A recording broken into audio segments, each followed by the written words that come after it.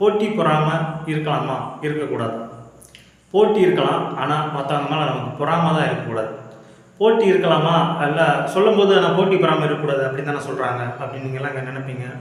நான் அப்படி தான் நினச்சேன். ஆனால் அப்படி போட்டி அப்படிங்கிறது வந்து பார்த்திங்கன்னா ஒரு ஆரோக்கியமான போட்டியாக இருக்கும். ஒரு பள்ளி கல்லூரி படிக்கிற மாணவர்களுக்கு நான் எந்த அளவுக்கு படிக்கிறேன், என்னுடைய அறிவை நான் எந்த அளவுக்கு வளர்த்துக்கிறேன், மதிப்பெண்கள் எந்த அளவுக்கு பெறுகிறேன், என்னுடைய ஃப்யூச்சருக்கு நான் என்னத்தை தேர்ந்தெடுக்க போகிறேன் அப்படிங்கிற விதத்தில் நம்மளுடைய போட்டி இருக்குமே தவிர அவனை எப்படியாவது காலி பண்ணிட்டு அந்த இடத்துக்கு நான் பண்ணிடுவேன் அப்படின்றது கூட.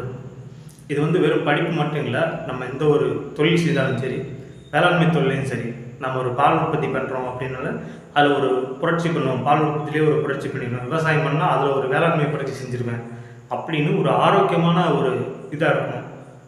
தற்சார்பு பொருளாதார வாழ்க்கையில் நம்ம இருந்தாலும் கூட நம்ம ஆடு மாடு வளர்ந்தாலுமே அதில் நான் ஒரு சாதனை பண்ணி காட்டுவேன், அந்த மாதிரி ஒரு போட்டி இருக்கணுமே தவிர நமக்கு வந்து